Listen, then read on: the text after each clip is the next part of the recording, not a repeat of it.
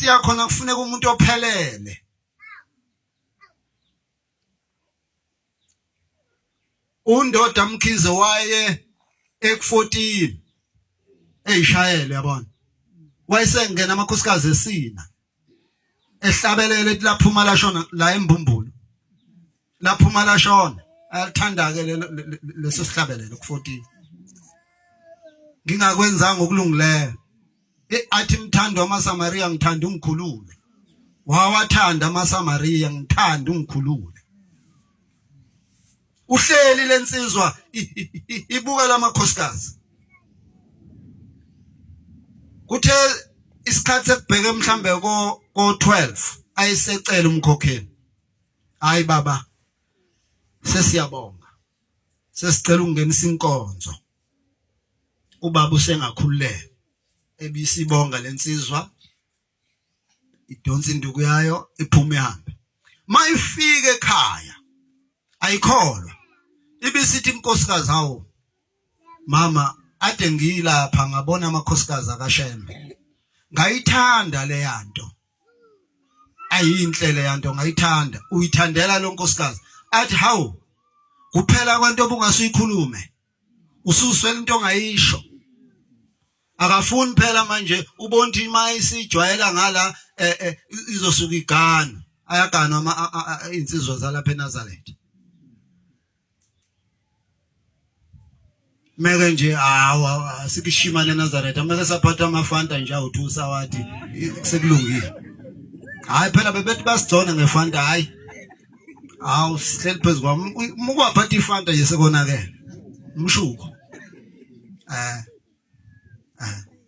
Bonile nje ziushaya ngapha. Sengikhohlisa isibongo ngabantu ngashanga sengapha. Uzothi ziushaya khona lezi zokuthunzo. Mangibuka emafonini iphethe 2.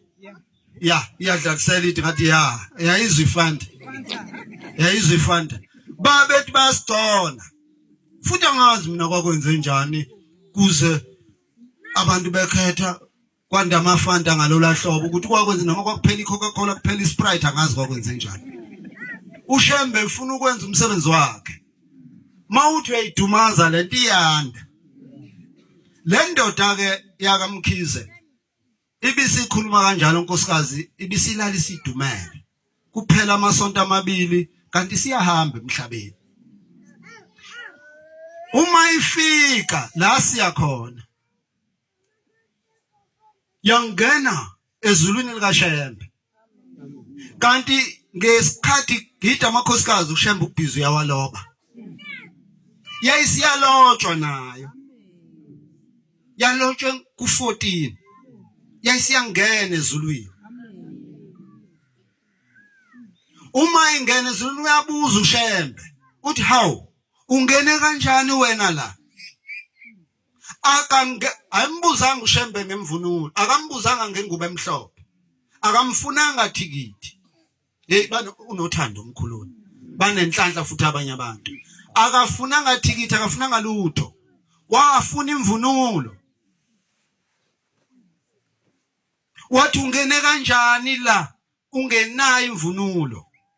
Akangeni umuntu ongenayo imvunulo. Ngiyazi ukuthi amen ngeke ube khona lapha. Ngoba imvunulo ayikho. Emadodeni inkinga ke. Ngoba ifuneka yonke. Yontathu na isiyabiza futhi. Hey. Akangeni umuntu ongenayo imvunulo wayesegijima. Hey. Ngithi akafa umuntu. Futhi kuleli bandla thina masifa siyawuveza umuntu. Wayesewuveza umuntu uthe kuwasha udade wabo sashada. Esemfuleni ewasha la eMbumbulu ewasha emfuleni waseyaqhamuka waqhamuka uye wezwa kusinda amahlombe kwakusawasha emadwaleni yawasha ubhizi ubheke phansi uyawasha umethi uthi uqebula amehlo ezwesindeka kanti umfowabo uthi hawu bhuti kwenze njani ekana usekho wena emhlabeni mawuthunyiwe ke ezulwini uyashesha wayesesheshisa wathi hayi ngifica uShembe kodwa manje ufuna imvunulo ngakho ngisize uye kumkhonyana wethu ufike ungifunele le nkomo eyasala uthi ayidayisa ngithengele imvunulo. Angazi nje wena mawuloboliswa ngoba uthatha yonke into. Yayi kwakuba khona inkomo esalayo noma embili noma eyodwa. Ngisenaso isikolete ekhona lami lapha khona inkomo eyasala. Yo. Khona inkomo eyasala kusemthethweni.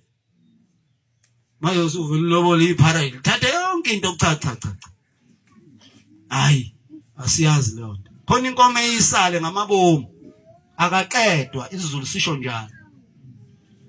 Uthi ke basebenza njalo, basebephuthuma, sebeya kuye umkhwenyana, wafika wayikhipha, wahamba odayisa inkomo, kase kuthenga imvunulo.